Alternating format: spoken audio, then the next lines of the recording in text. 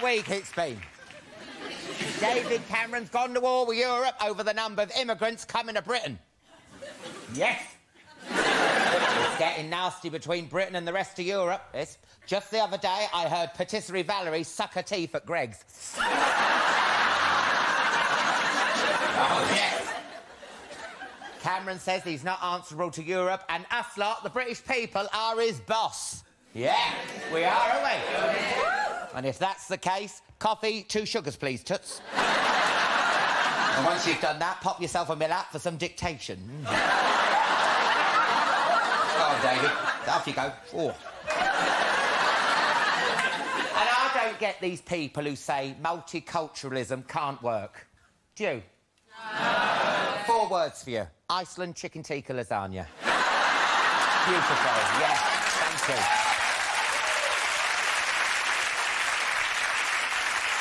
On the X Factor, Chloe Jasmine was voted off from the 80s theme show. Oh, no. Oh, I can't believe it, can you? Oh, it's so shocking. Oh, shut up. Oh, you could tell it was 80s night, couldn't you? Simon had backcombed the hairs on his hands. Did you see that? Incredible. Even on an 80s theme night, Simon's stonewashed boot-cut jeans still look dated. Why Simon being so nasty to Louis all the time? Why? Why do you reckon? If Louis was in a nightie and Simon was his carer, you'd call the social services, wouldn't you? Poor Chloe. I don't think being that posh helped you. No, there were so many silver spoons in her mouth. When she sang Fame, it sounded like someone had started the dishwasher.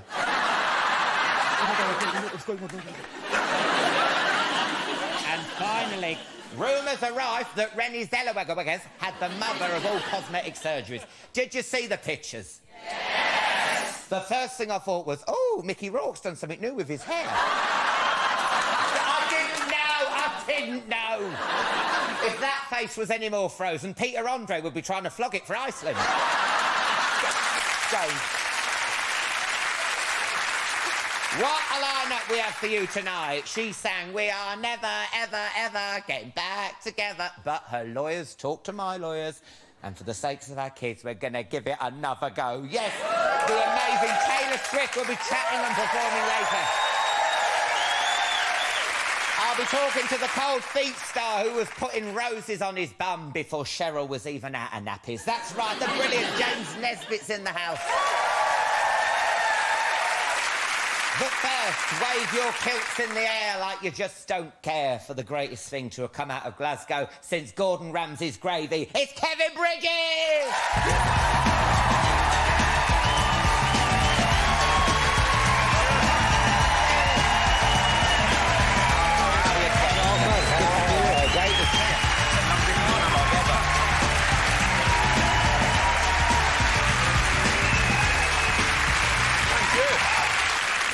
How's it going, Alan? I saw you having a bit of a limp, or was you taking the piss out my mince?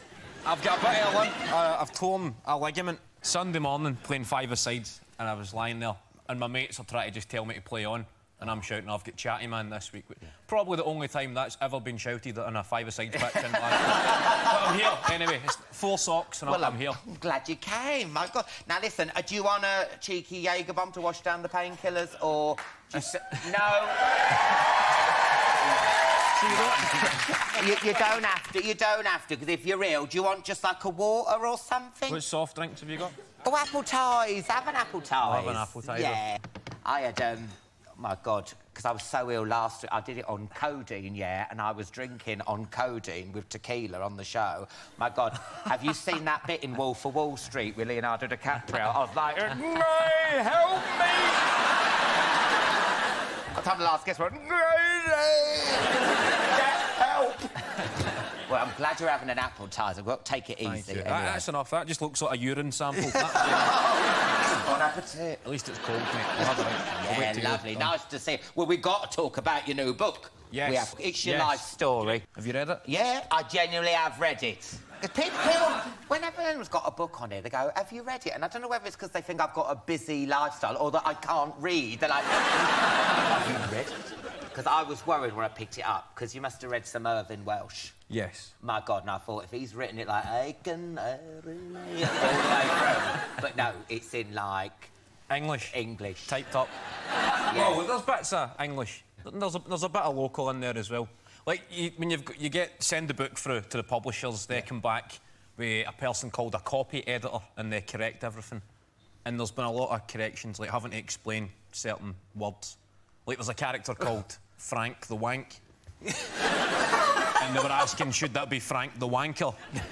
But in Scotland, wank it's a noun rather than a verb. It's not an action. Like, obviously, you can have a wank, but you refer to somebody as a wank. Yeah. And you don't add the ER. So I had this is the conversation I had on the phone to some Oxford graduate Penguin copy editor, that wank is a noun. Frank the Wank. Well, if ever that woman from Dictionary Corner resigns, you are a shoo-in. I've got wank.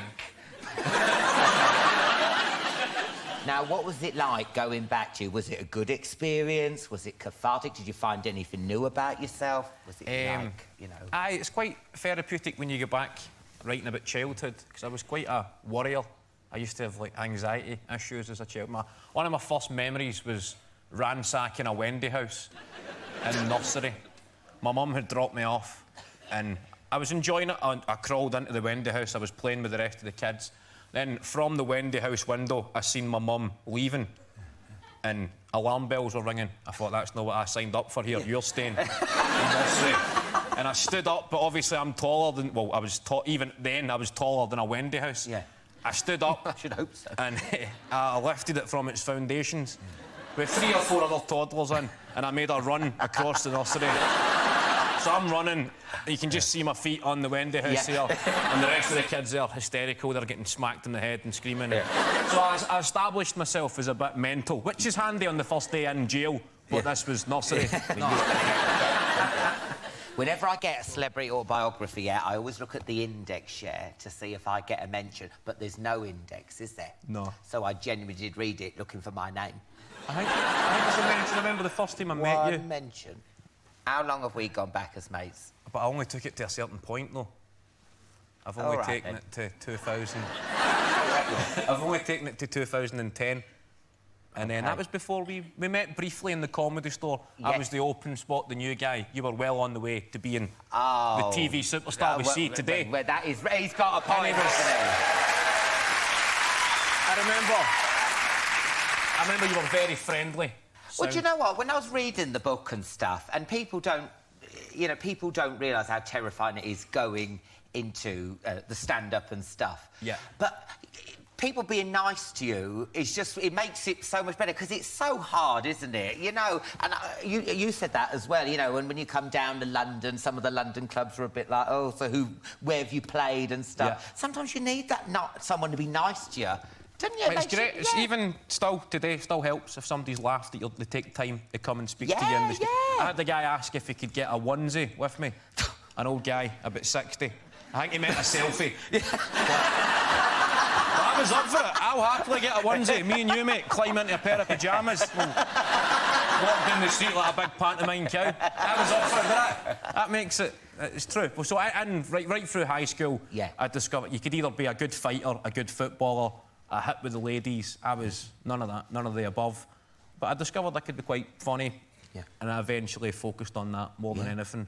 And then that was my sole priority. I would rather make the whole class laugh than pass the class, which culminated in me being expelled. Well, advised to leave, strongly advised to leave. Well, what I like about it is, because I'm reading, obviously you're 10 years younger than me, well, what's going on in the book, but just you do the same things, and like, you know, Vagina, which you play, you know, because we played ball bag at school. Now, do you remember that?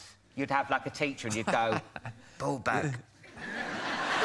And you'd have to say it louder, wouldn't you? So I'd go, ball bag. And I would go, ball bag. I'd go, ball bag.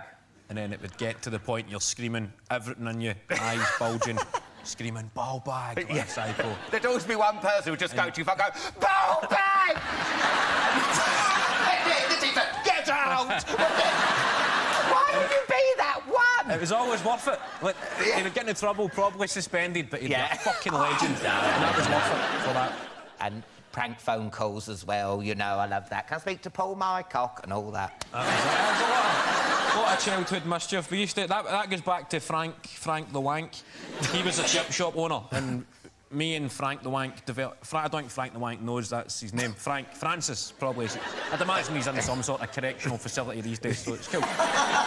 We developed a Bart Simpson-Mo Sizlak relationship, so I'd phone him up. But what made him so funny was his temper was so short, frighteningly short. He would lose the plot at the most trivial of complaints. So I'd phone up pretending to be an adult. There was one I phoned up. I said, now, listen, I'm a taxi driver. I was in my cab there and I popped in to get my lunch and I got the chips back to the cab and they were freezing cold. And that was all it took for Frank the Wank to start screaming, well, you should have fucking said something at the time then. Come down to the shop, hide behind the phone, you think you're a hard man. That was his customer service skills. That was how he talked to the customer who called chips. And he once threatened to... He was quite poetic in his abuse. He mastered abuse. He threatened to rip my spine out and poke my arsehole with it. So you're 15, you've got an old BT Cellnet phone up. Burning top-up cards on this guy. So we phoned... That was the taxi call. He's going, I'll come down to the shop and say something, and I had a sort of... a master stroke. I thought, all right, well, I will come down to the shop then. I'll be outside in 5 minutes. We'll fucking settle this like men. Giving him a bit of Frank the Wank talk back. Yeah. So I told him I'm on the way, look for a black taxi. 5 minutes, I'll be outside, hung up the phone. Then I phoned a local cab company. And hi, taxi, please. It's going to Frank's. From Frank's, going, and that was it. A couple of minutes later. But when that's something like that gets set up, I immediately go back to the anxious child, because I was nervous, my mates were loving it. Like I've almost set up a Tarantino movie scene. The Wank's going to beat this guy to a pulp, an innocent cabbie, and my heart's racing, I'm ready to phone back. They're grabbing the phone now, you're not cancelling it. Oh, no. And then the taxi showed up, toots the horn, but what made it tragic was the taxi driver done a wee sort of playful toot. He was just a nice guy.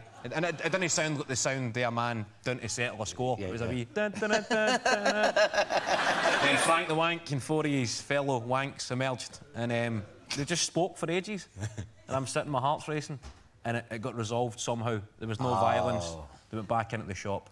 Then I felt confident again. I phoned Frank the Wank and called him a shite bag. And that was it. Well, you haven't seen him for 15 years, but he's here tonight.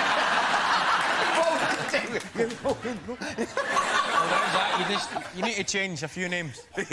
Yeah. I genuinely took a wee look there. You never know. No, don't be Frank the Wank. I just Google Frank. No, don't Google Frank the Wank. No. Make sure you delete your browsing history if you Google Frank the Wank. Now, you're going off on tour again next year. How many nights are you playing Glasgow? 14. 14 nights in Glasgow. That's... 14.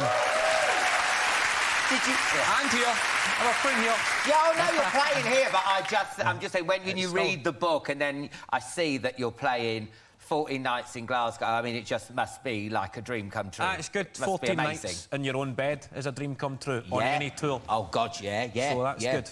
And last time I saw you was a few months before the Scottish referendum. Yes. How do you feel about that? Are you gutted that the Scots chickened out? I know. No, it was... somebody told me we're the first country ever to reject their own independence. Oh, no. People laugh at it now, but before that, everything was getting thrown at us. Fucking Mick Jagger was involved, David Beckham, the Queen. Yeah. Then, when you read it the next day, David Cameron said the Queen was purring down the phone. I know. How do you purr? The Queen phoned up David Cameron and went purr. Maybe on Babe Station, but I can't imagine the Queen.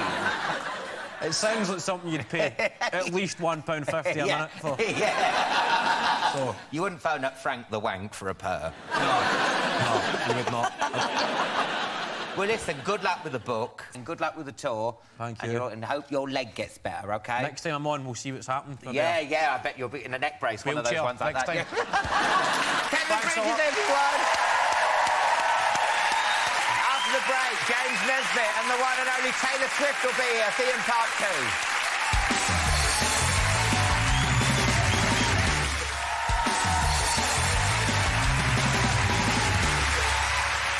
Welcome back The incredible Taylor Swift will be here soon. First, though, he's the twinkly-eyed hobbit with a nose for a good script and a face that's going to be all over your screens for the next few months. Put your hands together for the amazing James Nesbitt!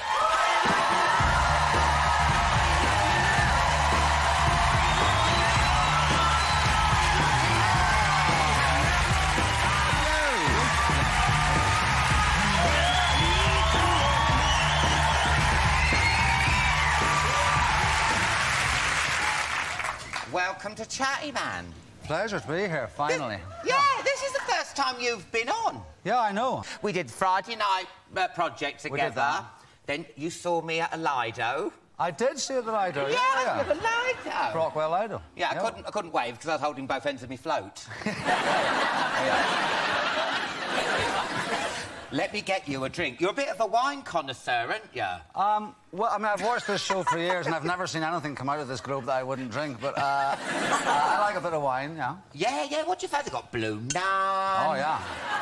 Well, that is nice, isn't it? That is. No, Blue Nun's beautiful. That takes me back to the summer of love in Portrush, Northern Ireland. Yeah. Oh, look at that! Yeah. Someone knowing where that is. I was brakeman on the Big Dipper in the roller coaster. I was brakeman on the Big Dipper in the amusement arcade in Portrush. No. Yeah, and I used to. Yeah, it was great. You know, One... guys. Yeah, maybe you were the person I used to say to, because all I had to do was kind of move the little lever when the cars came in at speed, and I used to go, "Thanks very much, girls. Hope you enjoyed your ride." Oh. Because sometimes they're arseholes on that ride, aren't they? Because I remember that, you know, when that thing comes down over your head and it's like a neck brace? Yeah. And I said to the man, I said, "This doesn't feel like it's on proper." And he went, eh. Yeah. I knew all of those boys. Yeah, it's horrible, though, isn't it? I was Yeah. cheating myself. Yeah. Yeah, a lot of them used to, actually. And worse. Oh, Thank no. you. Blue Nun. Look at this. Where I come from, that's sophisticated stuff, actually. Yeah. Sure. Well, lovely to see you. Yeah, you too. It's so good to have you here because you are, as they say, hot right now. I'd write now. That's very good. How now, brown cow. That's what you have to learn to say in Northern Irish. Yeah. How now, brown cow. Oh, you got 23 tyres and pounds. Yeah, that's true. Yeah. That's all I can say Yeah. in Northern Irish. Yeah.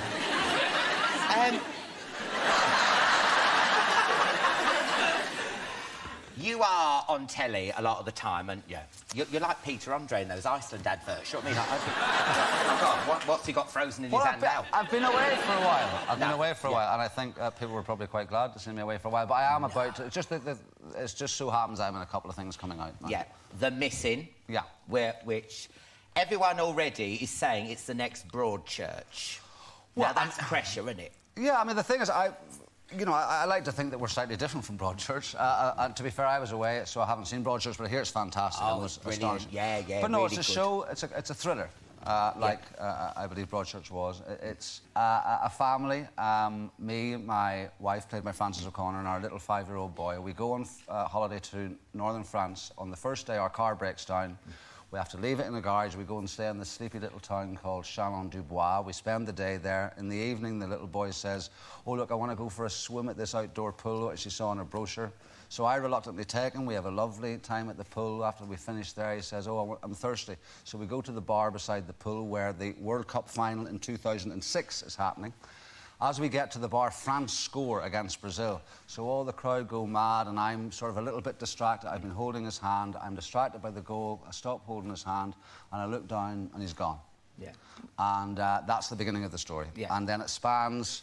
there are 2 time zones from 2006 to 2014 when I've come back because I think I've found a clue that everyone else missed. Well, we've got a clip here. This is James. You didn't need to say any of that. You could have just gone through a clip. Oh, so You've wasted valuable minutes where we could have just been chatting, drinking shit wine. It's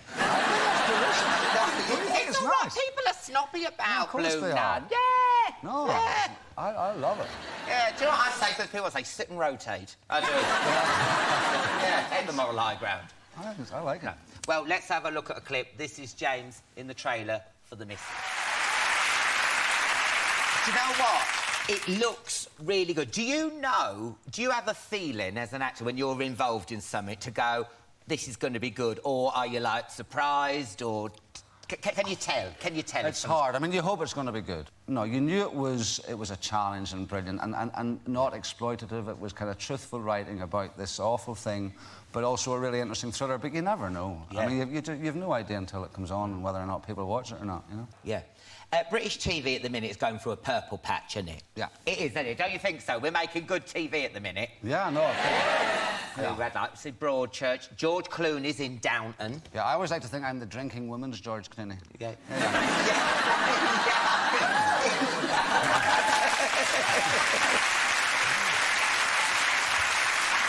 I mean, like I said, George Clooney's coming over doing Downton. How do you feel about these Americans coming over? Do you get a bit UKIP about it, or are you like... Well, I know there's a lot of them coming over and doing well, and that's fantastic for a crew, but, you know, wait till they have to do a night shoot in Harlow Newtown or something, and they'll soon get back to Hollywood, you know. That's me finishing Harlow Newtown. Because I'll need a career in Panto at some point, and I think Panto's quite big there. Yeah. No, I think it's brilliant. I mean, I think it's... You're not saying American actors are pussies? No. No, I mean, I think... Because they'll put a cap in your ass. Yeah, I know, but there's so many British actors have gone out there, you know, Damian Lewis in Homeland, Andy Lincoln doing the biggest show in the world, Walk the Walking Dead. Yeah. You know, the more competition, the better, they say. Yeah. Next month, you're also going to be on Channel 4 doing Babylon. Oh, yeah. Which I love. I mean, it's billed as a comedy drama, but it's not, is it? Because it's pretty intense, and there's some funny bits in it, but the subject matter's pretty... Well, it's really a look at the modern police force, and I play Richard Miller, who is the commissioner of what we call the London Police Force. God knows what it's meant to be, I don't know. But it's sort of trying to explore the difficulty of policing nowadays in London, particularly because everyone's a newscaster now, because of camera phones and because of rolling news. The police are under constant scrutiny because, you know, everyone can either take a photo of something or, you know, take sound bites of something and then they'll send them into the police. So it's really about the world of kind of constant scrutiny and the difficulty of policing all that. Well, let's take an exclusive look at a clip from the first episode. This is you bawling out Johnson from Peep Show in the brilliant Babylon. Why do swear words sound scarier in a Northern Irish accent? That's why I won't buy Nadine Coyle's new album. Fucking darn. Too much, I don't want to hear that. Well, I think there was a history of quite scary people in Northern Ireland, including quite scary policemen over the years. But they're very good writers. Sam and Jesse, who wrote Peep Show and Fresh Meat, they're sensational writers. They've got a real ear for the common tongue, I think. Yeah. Well, listen, when's it on? It's, I don't think there's a definite TX. It's in the first week or two of November. People are going to be sick of the sight of me, and I apologise for that. So. No, when it's good stuff like this, you've got a wee we love it. You've got a wee thing you can touch in your hand and... Pardon? No, sorry. As I said that, I didn't know it was interactive.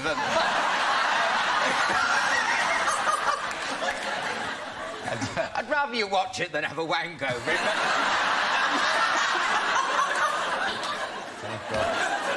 What's this show become? Thank you so much for coming on. James Nesbitt, everyone.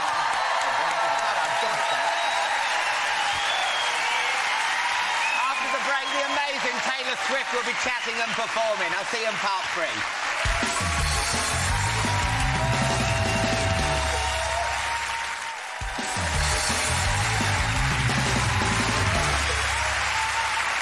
Welcome back. She'll be performing her Smash It, Shake It Off later. But first, go nuts, go wild for the woman who's quite simply the biggest thing in pop right now. Give it up for the brilliant Taylor Swift!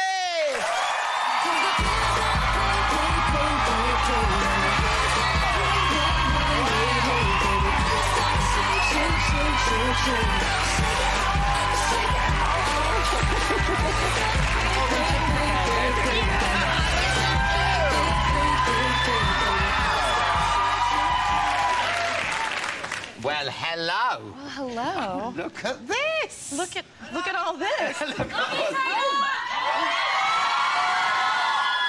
Oh, I just got blown a kiss by a lad. Oh, really?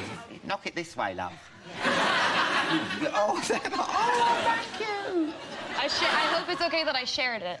It's good. fine. It's good. Yeah. Oh, thanks, love. Oh, yeah. It's the 90s. Hey, let your hair down. Right, what can I get you to drink, my love? What are you having? Well, I heard that you love a cider. Who told you that? I've got white ace, white cider, because I thought you loved it. Let's do that. Let's do that. Okay, all yeah. right. It's really tasty. Yeah, tell me more about this, because this is not something I'm really that familiar with. Oh, well, like, it's full of good. It's like 99p. It's dead cheap. Well, thank you for going all out. Yeah, and it is so lovely, and it's a delicacy here in Britain. That's not true, is it? No, it's not true. There you go. Well, this is going to be so lovely. Yeah, we're having a good time now. Well, so lovely to see you.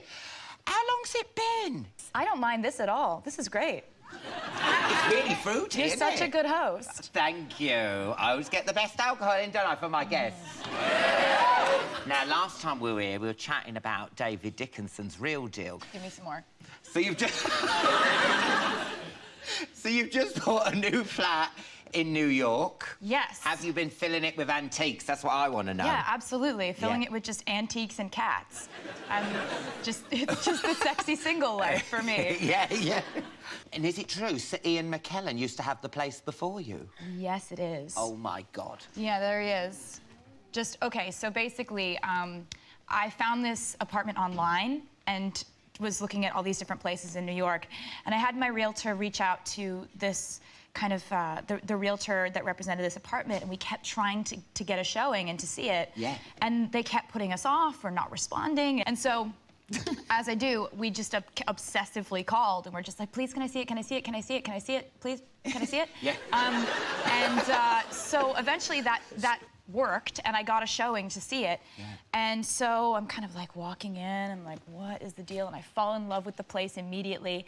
And then I walk into the kitchen, and Gandalf is sitting at the kitchen counter in his pajamas.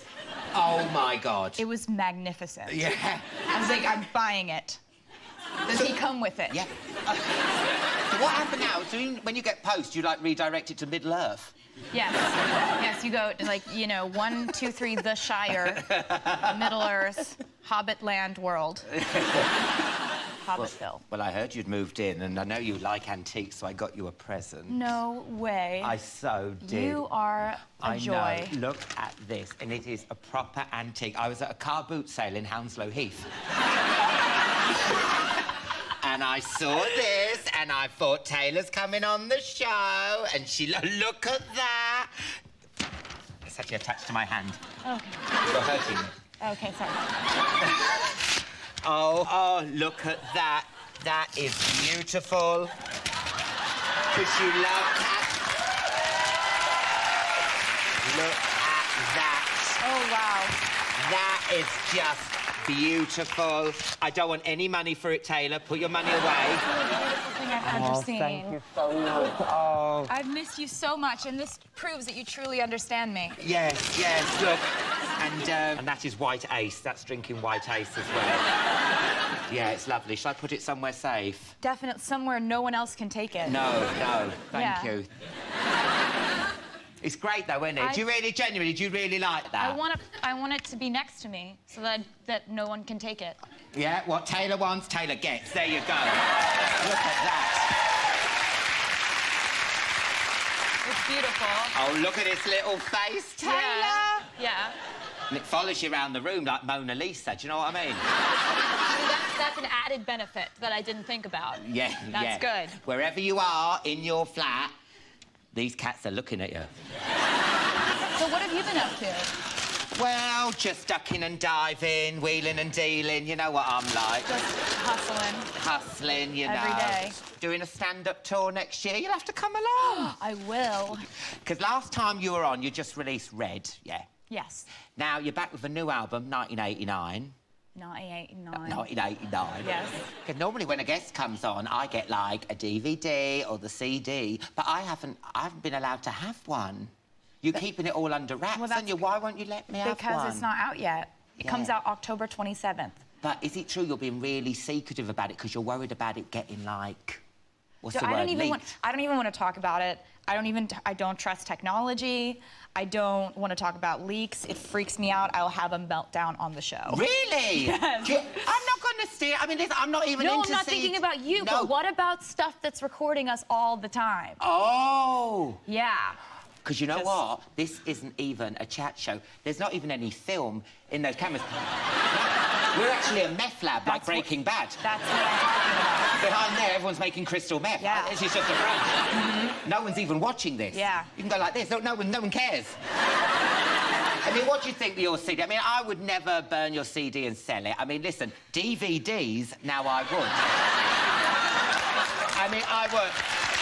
They're my thing. I've got Police Academy 14, if anyone wants it. An Orifice and a Gentleman. I've got The Wolf of Old Compton Street. They're all knockoffs, but I would never do it to your CD. That's good to know, that Thank you. it stops at DVDs. Now, you said the album's influenced by 80s music, yeah? What sort of stuff? Like late 80s, when Madonna put out Like a Prayer. Oh, right, yeah, we love that album, yeah. Like what Peter Gabriel was doing, like Fine Young Cannibals, She Drives Me Crazy. Yeah, Those are my favorite songs from the late 80s. But you know, because I was there, Taylor, and it sort of pisses me off and goes, oh, I love the 80s. Oh, my God, yeah, no, gender bending, electric, yeah. It was actually Jive Bunny. Now, you don't know Jive Bunny, but he was #1 for fucking 4 years by the way. Do you remember it? Jive Bunny. Come on, everybody. Come on, everybody. This is it. Oh, my God. This is it, yeah. Oh, come along, everyone. Oh, never gets old. This is the shit we had to listen to. And I was probably at him and goes, oh, yeah, I love Duran Duran. No, it was Jive Bunny. And no one knew who Jive Bunny was. He was like Banksy.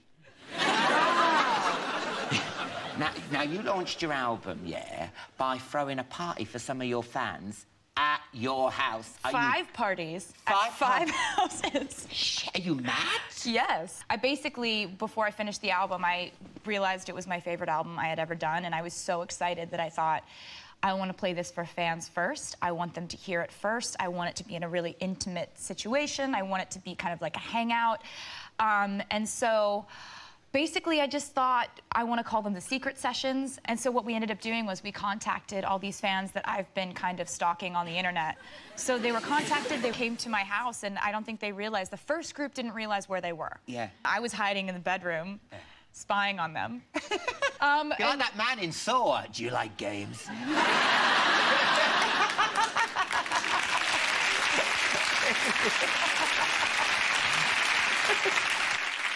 Now, a few of your fans got a bit carried away. I mean, can I just look at this photo here? Where's that hand going? I mean, come on. That hand is right here. That's fine. But his little pinky's going a little bit up. No, it was like this.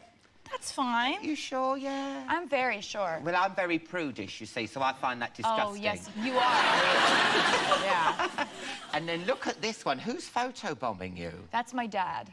Oh, My dad is his life passion is to photobomb. It's Oh, all really? he dreams of it. It's all he wants to do. He's constantly just leaping into photos. People on their vacations.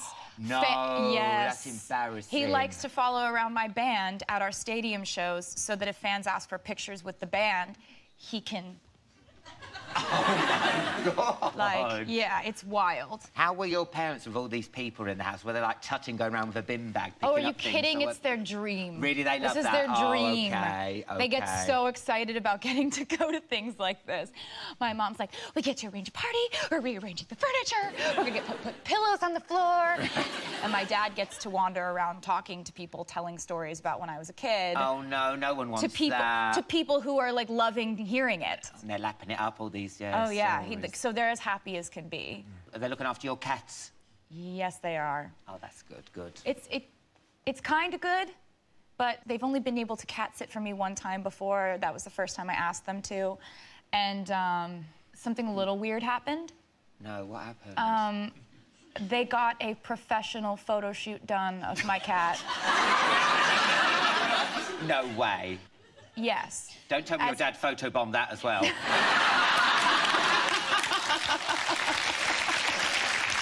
Well, we've got to take a break there, my love. All right. Let's do it. Don't go anywhere, because after the break, me and Taylor will be shaking it off all over the studio. See you in part 4!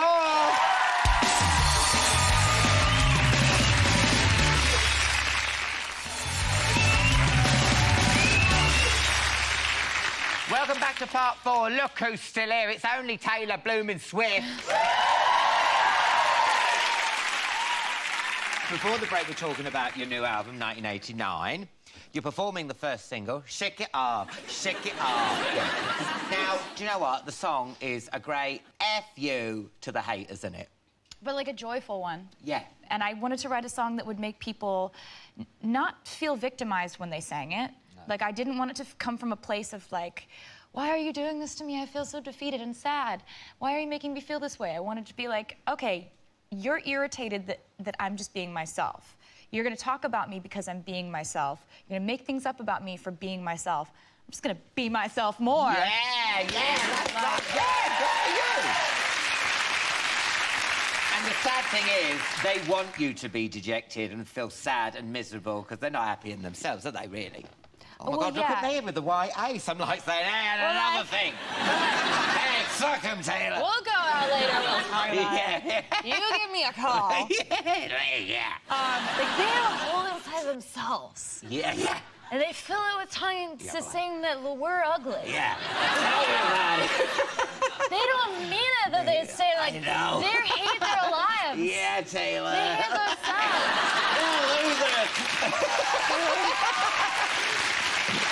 I'm having a play, doing a play with you on it. Let's have a look at a clip.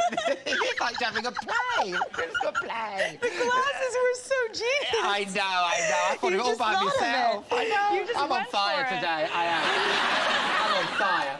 Let's have a look at a clip. This is Taylor in the Brilliant. Shake it up. Shake it up. That's what they don't know. That's what they don't know. But I keep cruising.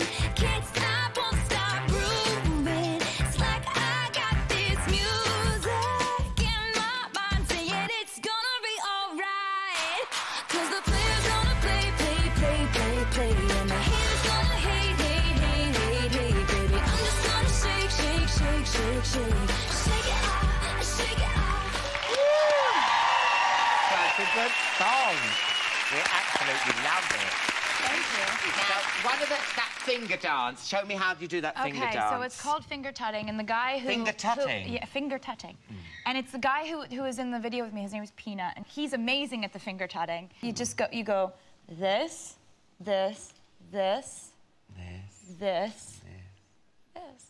Oh, that's beautiful. And then I try to do it fast, and I'm like... Yeah. I'm not saying dirty things to deaf people, am I?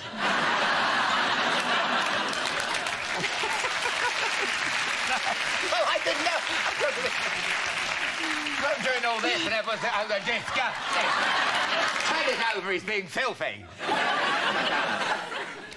Now, because I want to do body popping, because I can do that one bit, you know, where you touch your body and you go back like that. Oh. But do you know what? I love that ribbon dancing one. Thank you, that's my passion. You don't know this, but I was actually the 1989 Northampton ribbon dancing champion. Don't lie about things like that. No, I was. I've got a photo and everything. I was. I know. I've got it here. Look, you see, and... Do you know what? Whenever I look back at that 1989, I can still remember. I can still remember. You remember your starting pose is like this. Lovely. Are we doing this? We need music. Listen, I won. I was champion. Don't tell me what to do.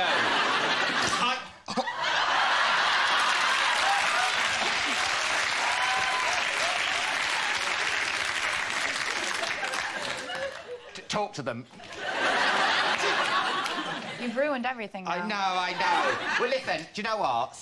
Sometimes whenever I hear this music, yeah, I can still remember the routine, Taylor, honestly.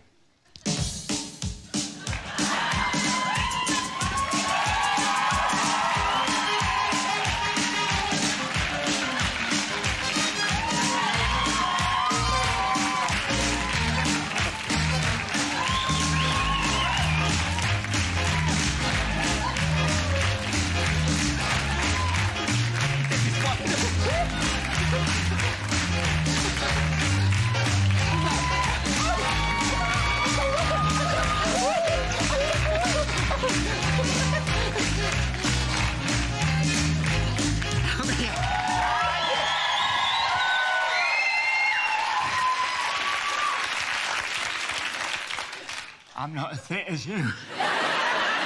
Just fake it. Now, you're going to perform Shake It Off for us now. After a quick breather. And you go and get ready. I'm going to go and lie down You feel free to run in the out dark room. and perform behind me if you want. You really want me to perform? You do not really want me to come up? I mean, I kind of do, but I understand if you're too tired. I will get tasered if I approach you with one of these as you're singing. Taylor, remember me?